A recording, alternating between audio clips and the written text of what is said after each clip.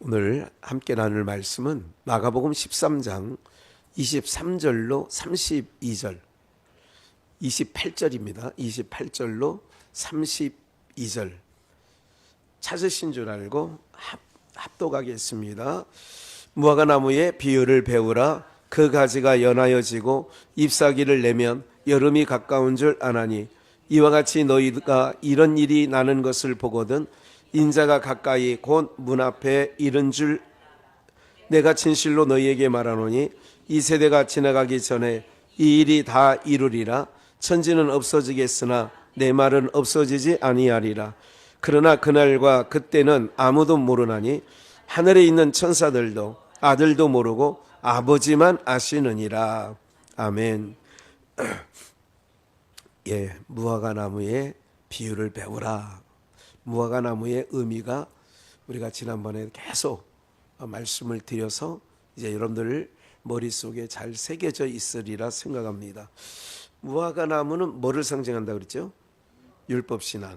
율법을 상징하고 율법 신앙을 상징하는 거예요. 그래서 무화과 나무 아래서는 열매를 구하여도 얻지 못한다. 누가 원하는 열매냐면 예수님이 원하는 열매예요.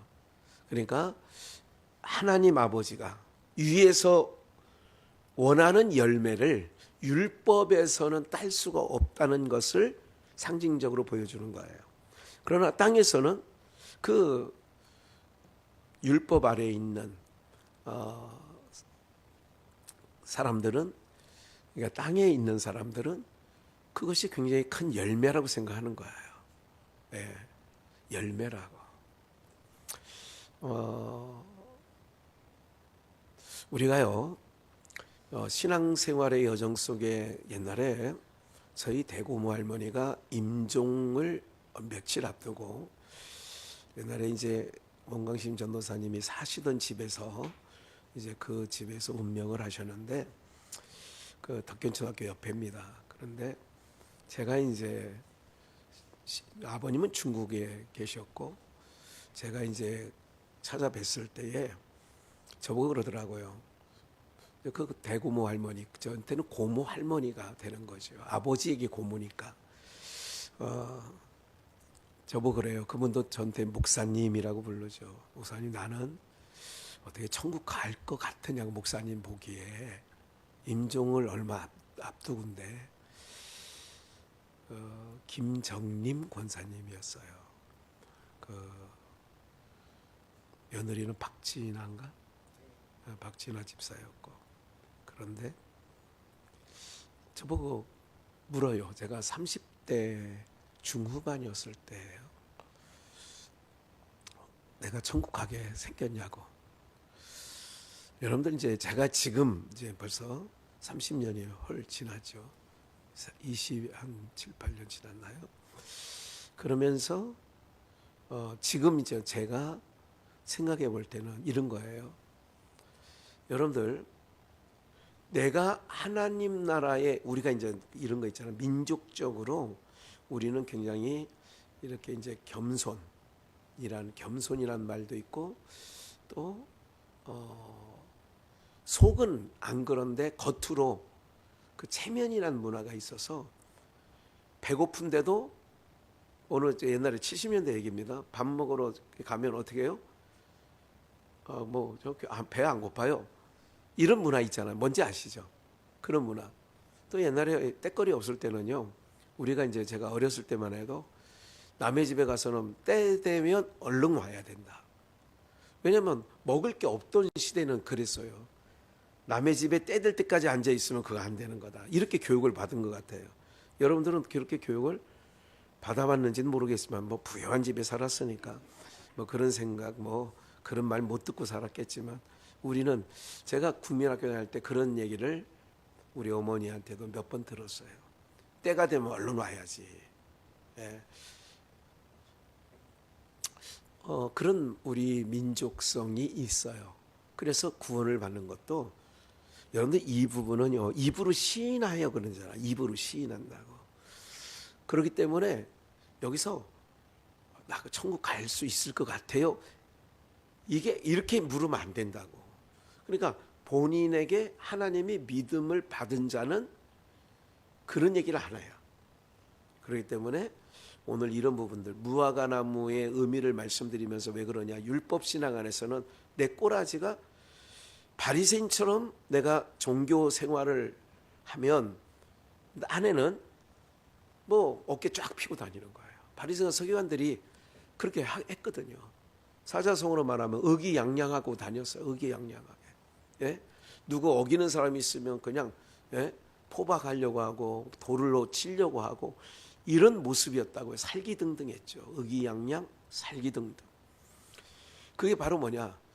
율법 아래서의 자기의 모습, 자기에게서 육체 덩어리, 몸 덩어리에서 율법을 지켜야 되는, 그러니까 그 행위는 여러분들 야고보 사도가 말하는 믿음의 행위와 율법의 행위는 전혀 다른 거예요.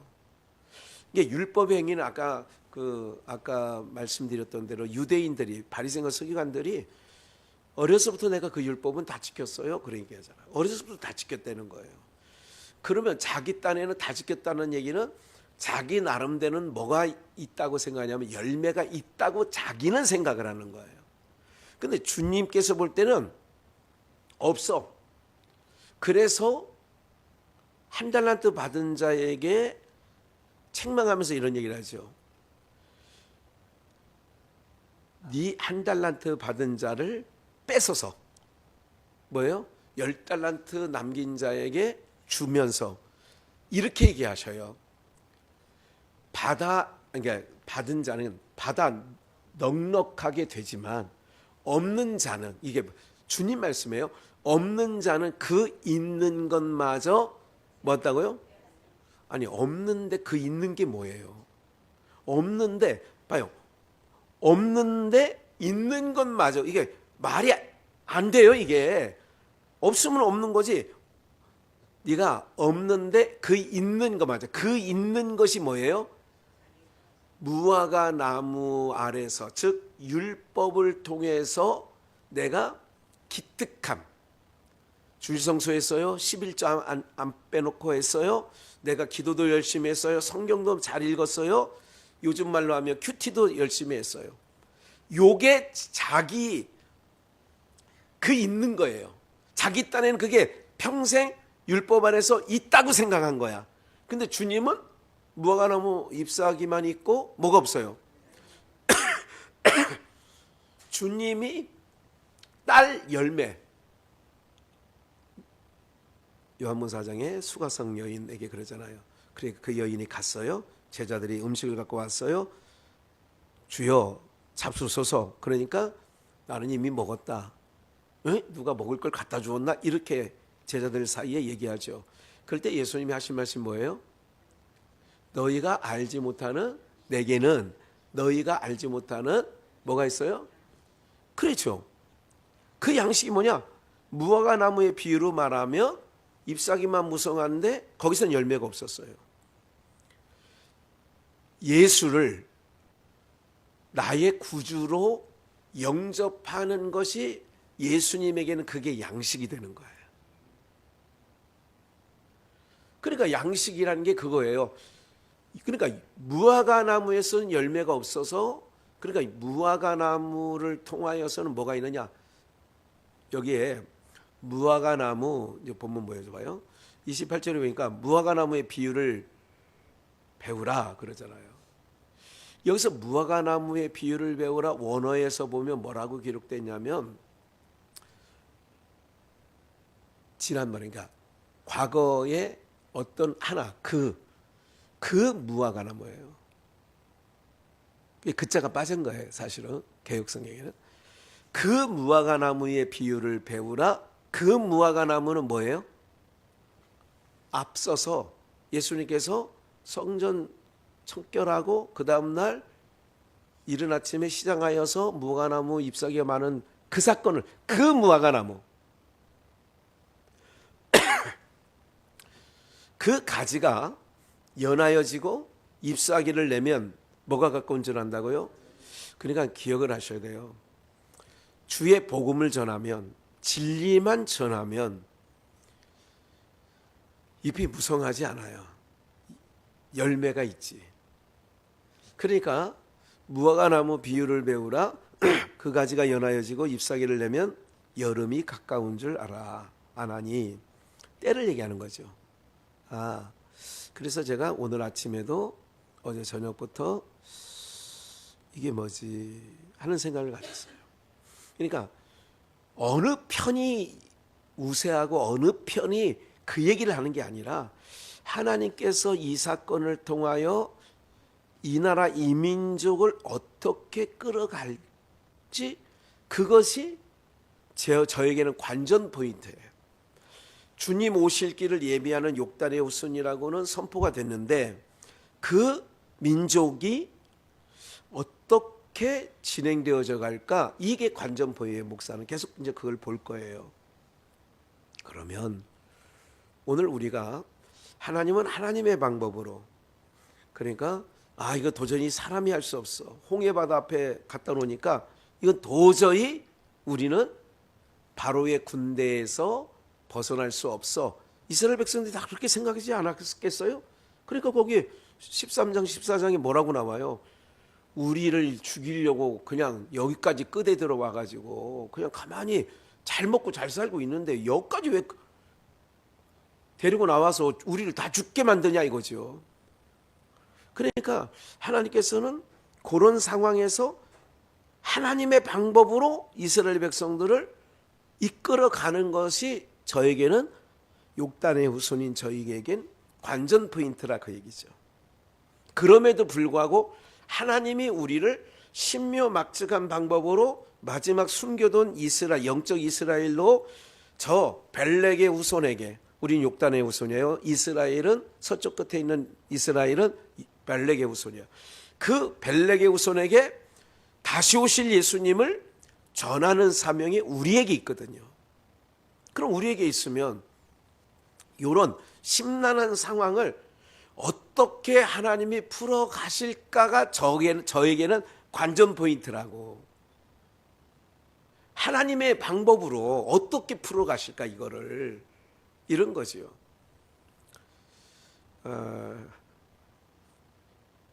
옛날과 다른 거예요. 전두환 시절 그 당시하고는 지금은요, 사람도 달라졌고 시대도 달라졌고 이게 사람 손마다 다 붙어 있어요. 그래서 실시간으로 다 상황을 파악하고요, 다 그렇게 알고 있는 거예요. 옛날하고는 많이 달라요. 머리도 많이 깨어져 있어요. 예? 그러니까 옛날 그런 방법으로 그렇게 가는 게 아니야. 굉장히 6시간만 이건, 그러니까 제가 이런 거, 야, 우리나라 대통령의 권력의 힘이라는 거 아무것도 아니구나. 에? 오늘 국회에 몇 명 모였어요, 군인들이? 에? 50몇 명? 50명? 쉬어봤어요? 50명은 좀 더 되는 것 같고, 헬기 세대로 몇 번 날랐대요. 몇 번 날랐는데, 제가 이게 오늘 마지막까지 본 거에 비하면, 하여간 어쨌든 그 정도 수준이에요. 예, 뭐 그게 뭐 50명이면 어떻고 100명이면 어떻고 뭐 그게 중요한 건 아니잖아요. 우리가요, 다시 한번 말씀드릴게요. 우리나라 상황이 어떻게 들여다봐야 되느냐? 이면적으로 우리는 육단의 후손인데 이 육단의 후손을 하나님께서 어떻게 주님 오실 날까지 어떻게 우리를 보호하실까? 어떻게 또 지켜주실까? 지금 이게 제가 생각할 때는 이런 것 같아요. 제가 가만히 생각해봤어요. 저 양반이 왜 무슨 안 먹던 무슨 먹을 먹었나? 지금 시대가 어떤 데인데 계엄을 선포해. 아마 생각한데 제 생각이에요. 북한의 병력이 지금 저 러시아에 파병돼 있잖아요. 그러니까 우리가 여쭤 해도 마음대로 북한에서도 못 내려온다는 일단 생각을 좀 하지 않았나 저 양반이, 이런 생각도 해봤어요. 이건 땅에서 별 생각 다 할 수 있어요. 입이 있는 사람은 패널들 뭐 MBC든 뭐 JTBC든 뭐 KBS, MBC, 뭐 SBS, 뭐 TV조선이든 채널 A든 다 채널들 뭐 자기마다 입이 있으니까 자기 나름대로 다 얘기를 해. 예? 근데 이제 저희는 뭘 걸러야 되냐면 그런 걸 그냥 참고사항은 되는데 거기에 홀라닥 해버리면 안 돼. 어떻게 돼요? 하나님이 어떻게 하실까? 이 심란한 가운데 하나님이 어떻게 이 실타래를 풀어가실까? 이렇게 보는 것처럼 무화과 나무의 비유를 배우는데 그 가지가 뭐 하여지고 잎사귀를 내면 뭐가 갖고 와요? 그러니까 이런 일련의 사건들을 얘기하는 거예요. 지금 이런 거를 통하여 하나님은 어떤 일을 행하실까를 보는 거예요. 지금 뭔 얘기하는지 알아들으시겠어요? 잘못 이게 오해를 하는 사람들은, 이게 겉 얘기만 듣는 사람은 목사가 설교나 하지 정치 얘기한다고. 지금 제가 정치 얘기하는 게 아니라 목사가요, 현 상황에 제가 살고 있잖아요. 2024년도 12월을. 그러면 이 땅에 같이 살고 있는 주의 백성들에게 영적 지도자로서 영적인 부분에 대해서 여러분들에게 알려줄 의무가 저에게 있는 거라고요. 무슨 말씀인지 아시죠?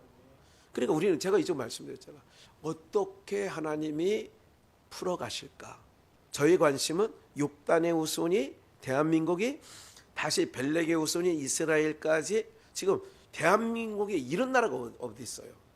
전 세계 유일한 나라예요. 저희 나라가 하는 일을 보면. 에? 여러분, 복음이 아무리, 선교사들이 아무리 가서 중국도 수천 명, 막 많게는 10,000명 넘게 집중적으로 갔잖아요. 저도 한 25년 정도 다녔잖아요. 집중적으로 다녔잖아요. 수많은, 수천 명, 뭐 많게는 10,000명 넘게 선교사들이 그 땅에 머물러 있었다고. 그런데 그 땅은 우리처럼 안 되잖아.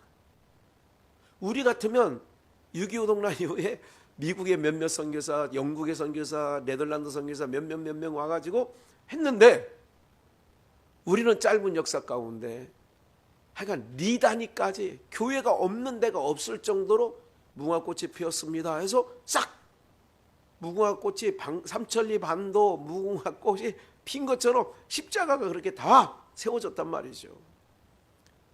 이걸 어떻게 설명하냐 이거예요. 이거를 하나님의 역사 섭리 가운데 그 시각을 가지고 그걸 들여다보면 하나님이 하신 거예요.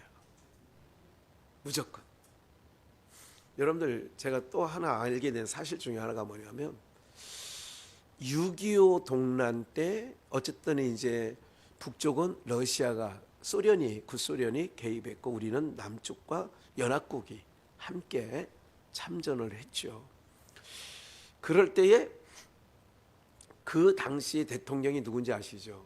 뚜르만 대통령이었는데, 그 이승만 대통령이 얘기할 때에 뭐라고 얘기를 했냐면, 우리는 절대 공산주의는 아니다. 근데 그 당시만 해도 민주진영, 공산진영이 아직 뭐가 뭔지 모를 때야. 미국도. 근데 이론은, 공산주의 이론이라는 게요, 왜 과거에 80년대, 70년대 후반부터 80년대 중후반까지 왜 대학생들이 그 공산주의 사상에 빠진 이유가 뭐냐면 너무 좋아, 사상이. 그 내용으로 보면 너무 좋아. 어떤 내용이냐면 우리 함께 벌어서 함께 같이 잘 살자는 얘기야. 말은 좋아요, 안 좋아요? 그러니까 우리 풀무원이 그런 비슷한 거야. 풀무원이 그냥 다 해놓고, 그래서 뭐 거기 했던 사람 백한기 권사도 거기에 풀무원에 뭐 올인했었고, 또 누구도 뭐 이 동네에 많아요. 이 동네에 풀무원이 있잖아요. 그래가지고 그 뜻에 좋다. 그래서 우리끼리 같이 농사짓고 우리끼리 나눠 먹고 우리끼리 신앙하고, 그러고요, 신앙도 우리끼리 하고, 그렇게 했는데 결과적으로 내가 백한기 집사가 그 옛날에 삼성 비전부터 고급 비전까지 그 따라다니면서 뭐 지휘자 전도사한테 막 타이핑 쳐달라고 막 사무실에 엄청 왔었어요. 예, 온전 선생님도 잘 아시잖아. 예? 그렇게 했을 텐데, 그때 얘기 들어보니까 그 풀무원 그 이름은 누구예요? 원경선, 뭐 또 같은 원시니까 좀 아시겠네. 하여간 그 집안들 좋은 일 해먹다. 백한기 집사의 말이, 제 귀에 들린 말이, 그 결국은 공동 생산해서 공동으로 나눠서 공동으로 해자 했는데, 결과적으로는 이름은 다 원경선 이름으로 다 해놨거든. 그래 나중에 다 흩어지니까 누구 거 돼요? 그렇게 돼버린 거예요, 그게. 그래서 이제 계속 그걸 소송을 해, 소장을 내고 막 그러려고 했던 거예요. 뭐냐, 여러분들, 그게 공산주의 사상인데, 풀무원이 공산주의 사상이라는 얘기가 아닙니다. 그런 사상들이 있다, 그 얘기예요. 땅에 사람들이 언뜻 듣기에는 좋아 안 좋아요? 좋지. 같이 잘 살자는 거예요. 그러니까 해봤는데, 공산주의를 해봤잖아. 중국도 해보고 북한도 해보고 소련. 근데 같이 노력해서 같이 생산해서 같이 나눠서 먹자 했더니 다 거지가 되는 거야. 무슨 얘기지? 한번 잘 모르시면 북한 가셔. 아오지 탄강 가서 열심히 꽃갱이질 하셔서, 아, 김학현 목사가 이런 얘기 했구나, 그걸 알 거예요. 다 거지 된 거라니까요. 네, 여기는 네가 일한 만큼 벌어가 그랬더니 뭐 빈부격차는 있지, 당연히. 그러니까 전체적으로 남쪽과 북쪽이 밤에 사진 찍어 놓으면 저쪽은 꺼먹고 여기는 대낮이라니까. 불야성이야. 무슨 말씀이에요? 그런 거예요. 그러니까 이런 모든 부분들을 그러니까 저 사람이 무슨 얘기를 하려는지 잘 이게 들어보면, 근데 세상에서는 들어볼 거 없어요. 왜냐하면 내 걸 빼먹으려고 말을 하는 거지, 채워주려고 말하는 사람은 동기감밖에 없어. 영가족하고 별로 안 믿는 눈치인데, 자식도 나중에 보니까 다 빼가요. 다 빼먹을 게 있으니까 그래도 머물러 있는 거요. 예? 다 이전해주고 났더니, 어떤 영감이 다 이전해줬더니 안 오더래. 그다음부터 싹 닦고 안 오더래, 며느리가. 그래서 요양원 해서 땅을 치고 후회하잖아요. 그래서 요즘에 다 그게 말이 돌아가가지고 요새 한 건에 안 준다고 더구만. 그래서 죽을 때까지 끝까지 붙잡고 있는다고 더구만요. 예. 여러분들, 이건 땅이에요. 제가 얘기하잖아요. 무화과 나무 비유를 배워라, 이삭이가 오고. 그러니까 이런 일 가운데 관전 포인트를, 제가 이런 사건이 어제 밤사이 있었기 때문에 이거를 그냥 목사가 해석 안 하고 가는 것보다 이런 포인트로 계속 봐달라. 하나님이 우리를 사용할 것 같으면 우리는 아예 지리진멸 안 합니다. 어떻게 하든지 이 혼란 속에서도 우리를 이끌어 가시는 하나님의 관전 포인트를 보라고요. 윤석열이 갈 것도 아니고 이재명이 갈 것도 아니고 한동훈이 갈 것도 아니야. 이 민족을 이끌어가는 거는 이면적으로는 하나님의 은혜로 이끌어 갈 거라니까요. 그 관전 포인트를 우리는 보는 거예요. 하나님이 이 실타래처럼 얽힌 이 지금 정계를 어떻게 국제 정세나 국내 정세나 어떻게 풀어가시나, 이런 관전 포인트. 그래서 TV를 보든 뉴스를 접하든 누구 얘기를 뭐 마시러 온 사람 얘기를 듣든 항상 그 관전 포인트로 생각하고 보면 여러분들이 흔들리진 않아요. 네. 그래서 이제 무화과 나무 비유를 얘기하는 거예요.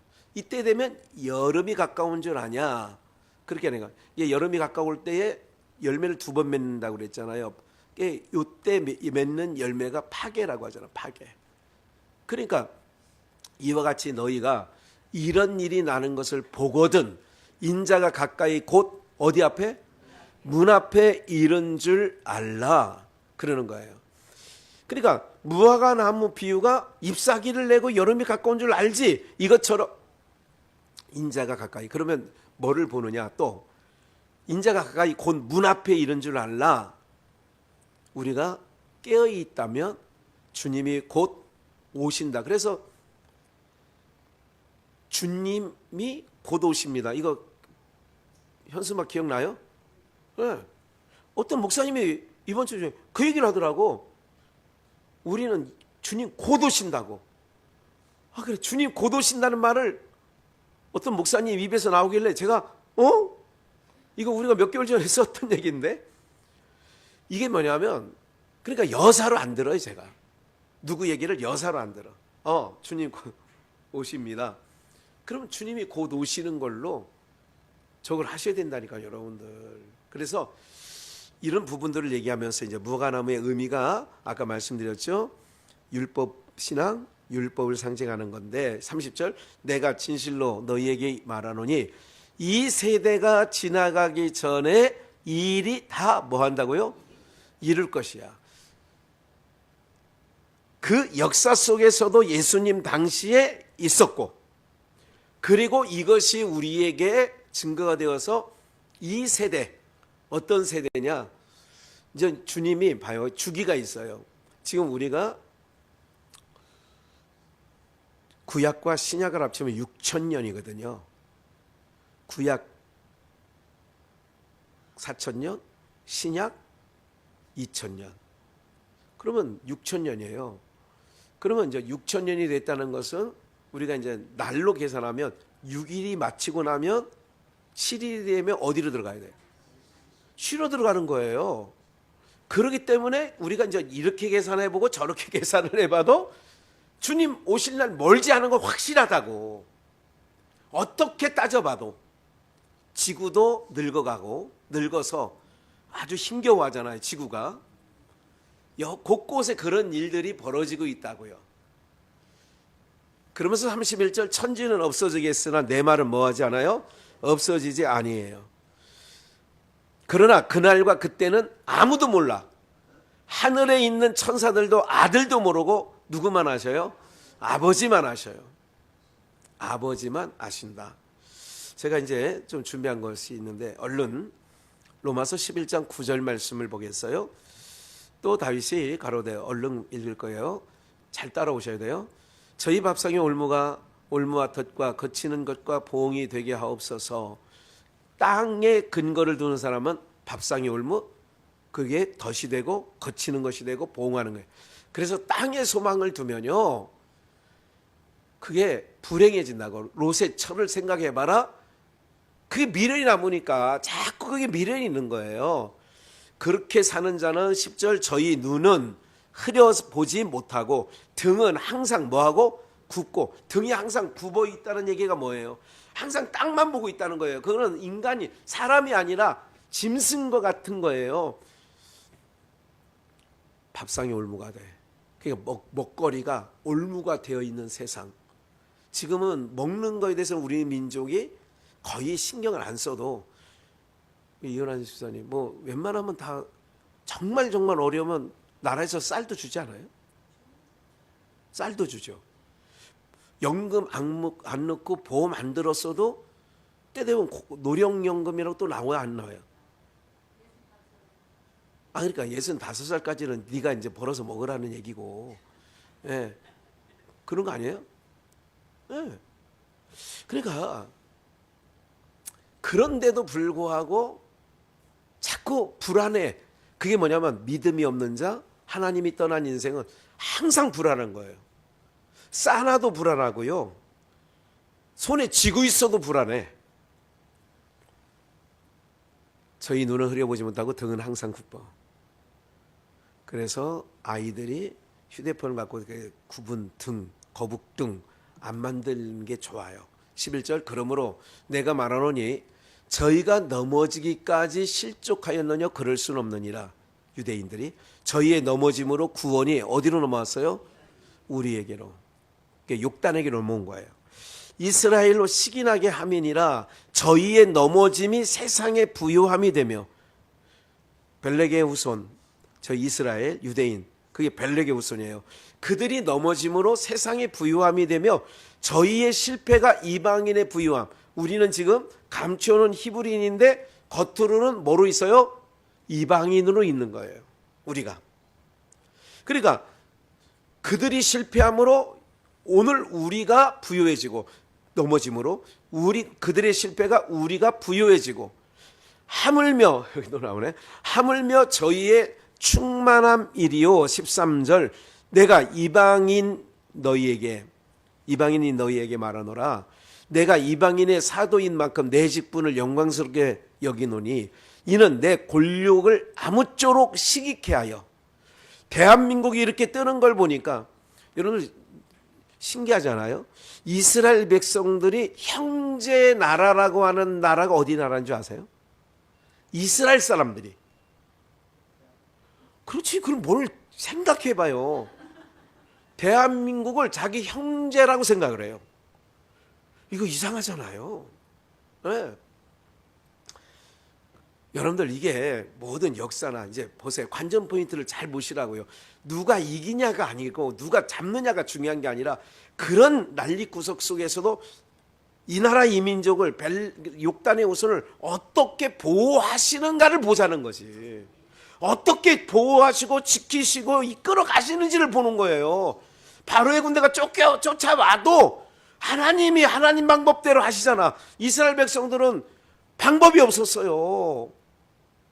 원망밖에 할 게 없어. 원망. 에? 왜 여기를 끄대 나왔냐고 막. 하나님의 방법으로 하시잖아. 하나님의 방법으로. 이게 관전 포인트 하는 걸 계속 말씀드리는 거예요. 내 골욕을 아무쪼록 시기케 하려고. 우리가 욕단 아시아 동쪽 끝 해가 뜨는 곳 여기야. 해가 뜨는 곳. 여러분 다시 오실 예수님도 해가 뜨는 곳에서 알려준다고 그랬거든. 달려온다고 그랬어요. 해가 뜨는 곳에서. 지는 나라 이스라엘. 그러니까 아시아에서 해가 뜨는 나라는 대한민국이야. 대한민국. 15절 저희를 버리는 것이 세상의 화목이 되거든. 그러니까 잠시 벨렉의 후손인 표면적 유대인들을 버리고 세상의 화목, 하나님께서 이방인인 우리와 화목한 것을 위하여 잠깐 버리는 거예요. 받아들이는 것이 죽은 자 가운데서 사는 것이 아니면 무엇이리요? 16절 제사하는 처음 익은 곡식가루가 거룩한 즉 처음 익은 곡식가루가 그래서 예수님께서는 맥주절 첫 열매로 하나님께 올려드리는 거예요. 그래서 처음 열매 거룩한 즉 떡덩이도 그러하고 뿌리가 거룩한 즉 우리는 진액을 뿌리로부터 진액을 지난주에 말씀드렸죠. 참감람나무가 교만하고 그러니까 가지를 꺾어 잘라내. 그래서 여기다 뭐를 붙여요? 돌감람나무인 이방인들을 갖다 붙여. 그래서 이 가지에 붙여놨으니까 이 붙은 돌감람나무 가지는 어떤 진액을 먹고 살아요? 참감람나무 뿌리에서 올라오는 그걸 가지고 먹고 산다. 지금 그 얘기를 하는 거예요. 그러니까 뿌리가 예수 그리스도 뿌리가 거룩한 즉 가지도 뭐해져요? 거룩해지는 거예요. 거룩의 방법은 그거예요. 그러니까 내가 의롭고 정결하고 기특하게 살아서 의롭게 되는 게 아니라 거룩하게 되는 게 아니라 거룩한 자에게 붙어 있으면 거룩이 돼. 이게 복음이에요. 너 네 실력으로 천국 가라면 나도 못 가. 못 간다니까. 난 진짜 포기해. 에? 서울대도 이게 땅에서도 서울대도 못 들어가는데 무슨 천국을 들어가. 에? 포기해. 그런데 왜 복음이냐? 왜 기쁜 소식이냐? 하나님께서 구원자로 보낸 예수님에게만 붙어 있으면 그냥 아버지 나라로 간다는 거예요. 가지도 그렇게 17절 또한 가지가 얼마나 꺾였는데 돌감람나무 하면 우리를 얘기해야 돼. 항상 나 이렇게 생각을 해야 된다고. 돌감람나무인 내가 그들 중에 뭐함을 받아요? 접붙임이 되어 참감나무 뿌리에 뭐를 먹어요? 진액을 함께 받는 자 되었으니. 이제까지 다 설명한 바예요. 넘어갈게요. 그 가지들을 향하여 여기 붙어있는 접붙임을 받은 돌감람나무 우리 꺾이는 것은 나로 접붙임을 받게 하려 함이라. 참감나무 가지 하나가 열매를 못 맺으니까 끊어냈어. 여기다가 우리를 갖다 붙였어. 그러니까 유대인들의 교만이 유대인들의 실패가 오늘 우리에게는 기회가 된 거예요. 그래서 유대인들을 뭘 할 것도 없어. 유대인들이 저렇게 교만하고 자긍하고 그렇게 잘려져야 우리가 붙으니까. 미안한 얘기지만. 그래서 내 말이 가지들이 내 말이 19절 꺾이운 것은 나로 접붙임을 받게 하려 하네요. 꺾인 거는 20절 옳도다. 저희는 믿지 아니함으로 뭐 했어요? 꺾이우고 너는 믿음으로 섰느니라. 이 믿음은 또 우리 거예요, 선물이에요. 그러니까 우리가 자고하면 안 된다니까. 그래서 높은 마음을 품지 말라를 두 자로 자고, 높은 마음을 품지 말고 도리어 두려워하라. 하나님이 원가질도 아끼지 아니하였은즉 너도 뭐하지 않는다? 아끼지 않는다. 계속 그러므로 하나님의 인자와 어미를 보라. 넘어지는 자들, 처음 창감남나무라고 자신만만했던 유대인들, 넘어지는 자들에게는 어미가 있으니 너희가 만일 하나님의 인자에 거하면 그 인자가 너희에게 있으리라. 그렇지 않으면 너도 뭐 하는 건데요? 그러니까 항상 은혜와 긍휼 마음으로. 예? 둘째 아들에게 한 1분만 할게요. 둘째 아들이 허랑방탕하고 아버지 집에 왔어. 그 둘째 아들은 항상 어떤 마음으로 살아요? 종의 마음으로 사는 거예요. 나는 아들이 아니야. 마, 너 아들이라니까 해도 아휴. 그래서 그런 마음.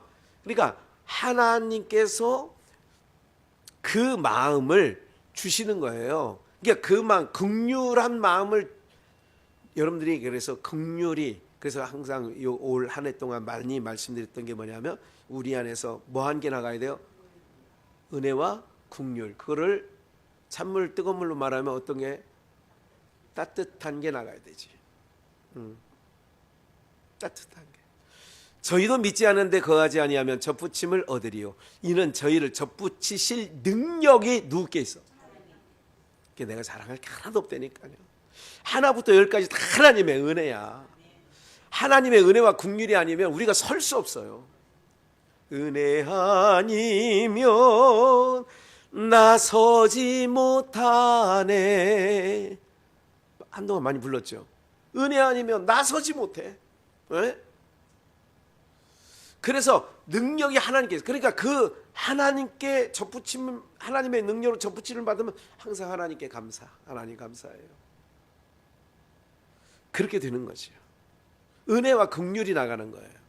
하나님, 저들이 못나서가 아니라 저들이 꺾여짐으로 잠시 우리를 구원하시려고, 우리에게 이렇게 접붙여 주시려고 저들이 잠시 넘어지고 그렇게 된 거죠.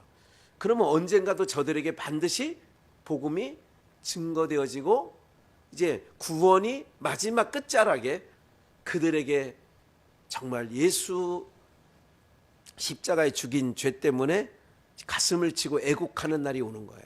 그 애곡하는, 좀만 읽고 마칠까요? 내가 원 돌감나무에서 찍힘을 받고 본성을 거스려 좋은 감람나무 접붙임을 얻으니 원가지인 이 사람들이야 얼마나 더 자기 감람나무에 접붙이심을 얻으랴. 접붙이심 날이 오는 거예요. 이게 비밀인데 이방인의 충만한 수가 들어오기까지 표면적 이스라엘인 벨렉의 후손이 얼마만큼 완악하게 된 것이다. 이렇게 나온 거예요. 그러면 스가랴 12장을 한번 보겠어요? 스가랴 12장 3절. 그날에는 내가 예루살렘으로 모든 국민에게 무슨 돌이 되고, 다시요. 이거 지금 시각적 지금 해석을 해드릴 거예요. 내가 예루살렘으로, 예루살렘아, 우리 찬양, 아니 그러니까 찬양 기억나시죠? 또 모든 국민에게 무거운 돌이 되어, 예루살렘을 무거운 돌이 되게 해서 모든 세계 민족들로 하여금 어떻게 되냐? 봐요. 무릇 그것을 드는 자는 크게 뭐 할 거야? 그러니까 이스라엘이 무거운 돌이야. 그 돌을 옮겨 놓으려고 하면 그 들려고 하는 모든 자들이 지금, 그러니까 이스라엘 건드리면 다 족족 이걸 보여주시는 거예요, 하나님이. 그럼 우리는 영적 이스라엘이에요. 제가 이 말씀을 찾는 이유 중에 하나가 뭐냐면 언제든지 하나님께서는요, 그러니까 우리가 안심해도 되는 게 주님이 항상 우리에게 하실 말씀이야. 불안에 떠는 제자들에게 항상 하시는 말씀이야. 두려워 말라. 구약 선진들에게도 항상 하실 말씀이야. 두려워 말라. 이스라엘 예루살렘은 무거운 돌이래요. 이것을 드는 자, 그러니까 이스라엘을 치려고 하는 자 다 상해. 역사적으로 바벨론, 아수르, 페르시아, 로마 다 없어져요. 지금도 중동 어떤 국가가 저걸 해도 박살나 다. 이건 표상학적으로 하나님께서 우리에게 보여주는 부분들인데, 우리에게 이제 이런 예루살렘을 항상 하나님의 눈의 초점은 예루살렘에 가 있어요. 지금도 우리에게 있지만 표상학적으로는 예루살렘에 가 계셔요. 그러면 아까 원가지도 잘랐는데, 우리가 항상 하나님의 주신 은혜와 긍휼을 감사하지 못하면 우리도 이제 원가지도 잘랐는데 접붙임 받은 너야 자르는 거 쉽지, 이런 얘기예요. 스가랴 12장 10절 같은 장이죠. 내가 다윗의 집과 예루살렘 거민에게 뭐를 부어줘요? 은총과 간구하는 심령을 부어주리니 그들이 그 찌른 바 그를 바라보고 그를 위하여 애통하기를 독자를 위하여 애통하듯 하며 그를 위하여 통곡하기를 장자를 위하여 통곡하듯 하리로다. 어느 날, 이거 스가랴는 모든 구약 성경은 신약 성경 안에서 이루어져요. 그런데 아직 이런 부분들은 진행형이에요. 그러니까 제가 언젠가도 몇 년 전에 그런 말씀 드린 것 같아요. 이스라엘에는 무슨 벽이 있어요? 통곡의 벽이요. 그들이 통곡의 벽이라는 것은 우는 거예요. 가서 우는 거야. 뭐 때문에 통곡해요? 그랬으면 얼마나 좋냐고. 그게 아니라니까. 나라 뺏긴 것 때문에 침노를 아이고 이렇게 해서 우는 거예요. 그런데 스가랴가 뭐라고 예언을 하냐면, 무거운 돌이야 예루살렘은. 누가 그걸 들려고 하면 들려고 하는 사람이 절단나. 그런데 이제 어느 날 욕단의 후손인 우리가 벨렉의 후손인 저들에게까지 이제 복음이, 이스라엘에게도 우리나라 선교사들이 많이 가 있습니다. 그리고 이제 예수님을 그들은 받아들이잖아요. 그러니까 이단자라고 생각을 하는 거예요. 그렇다면 하나님께서 어느 날 그들에게 은총과 간구하는 심령을 부어줘. 그러면 그 찌른 바, 여기서 그 찌른 바는 십자가상에서 죽었는지 살았는지 알아보기 위해서 찔렀잖아요. 이 사건이 되어지는데, 그 사건을 통하여 어느 날, 이제 앞으로 곧 닥칠 어느 날 이스라엘 백성들이, 벨렉의 후손이 그 통곡의 벽에서 하나님이 은총과 간구하는 심령을 부어주는 날, 이것도 사인이에요. 하나님의 사인 중에 하나예요. 그럴 때 그들이 이제까지는 나라 잃은 서름 이런 것 때문에 울었는데, 이때부터는 예수를 메시아로 인정 안 한다니까, 유대인들은 지금도. 그런데 어느 날 예수 그리스도, 그들이 찔러버린, 그 조상들이 찔러버린 예수 그리스도를 위하여 애통하기를 독자를 위하여 애통하듯, 그를 위하여 통곡하기를 장자를 위하여 통곡하듯, 이런 날이 온다 그 얘기예요. 근데 아직은 예수님 십자가에 죽인 것 때문에 그들이 애곡하고 통곡하진 않아요. 아직은. 그렇기 때문에 이 예언이 어느 날 이루어지는 날이 와요. 그런데 곧 이루어져요. 왜? 복음이 거의 예루살렘에도 선교사들이 지금 가 있다고 말씀드렸잖아요. 이제 곧 하나님이 부어주는 날, 그때는 우리가 예수를 죽였대, 우리가 메시아를 죽였대, 이걸 어떻게, 이 죄를 어떻게, 이렇게 하는 날, 이 비유를 배우라. 무화과나무 비유. 잎이 연하여지고 잎이 나면, 가지가 연하여지고 잎이 나면 여름이 가까운 줄 알지? 그러면 이런 부분들이 징지로 보일 거야. 그러면 내가 문 앞에 가까이 온 줄 알라. 그런 말씀을 하는데 고린도전서 12장 2절 3절을 보면 너희가 알거니와 너희도 알거니와 너희가 이방인으로 있을 때, 지금 우리를 얘기하는 거예요. 하나님 없이 살았을 때 말 못하는 우상에게로 끄는데 그 우상이 끄는 대로 끌려갔어. 그게 무당년한테 끌려다니고 별의별 끌려다니는 게 많아. 그러므로 내가 너희에게 이제 이게 중요한 거야. 알게 하노니 하나님의 영으로 말하는 자는 하나님의 영, 주의 영을 부음을 받았어. 아까 스가랴처럼 사도행전 1장처럼 성령이 임하였어요. 누구든지 예수를 뭐 할 자라 하지 않고 저주할 자라. 지금 유대인들은 예수님이 저주받을 자라고 생각하는 거예요. 이단자니까. 또 성령으로 아니하고는 누구든지 예수를 뭐라고?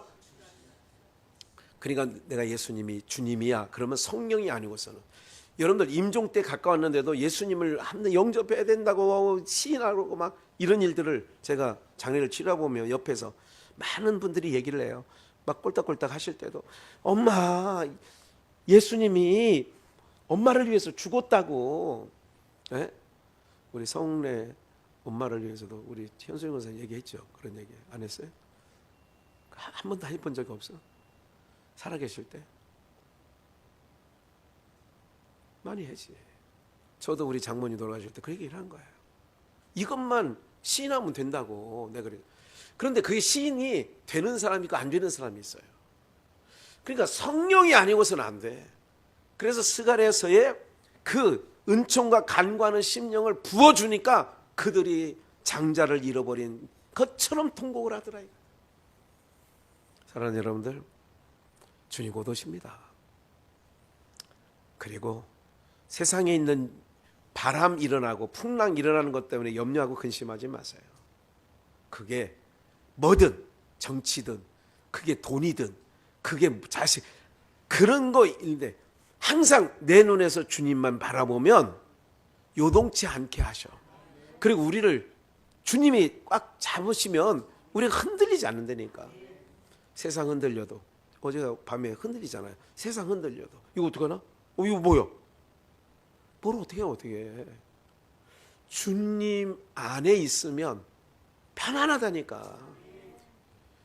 요동하고 막 이러면 안 돼. 우리 믿는 사람들은.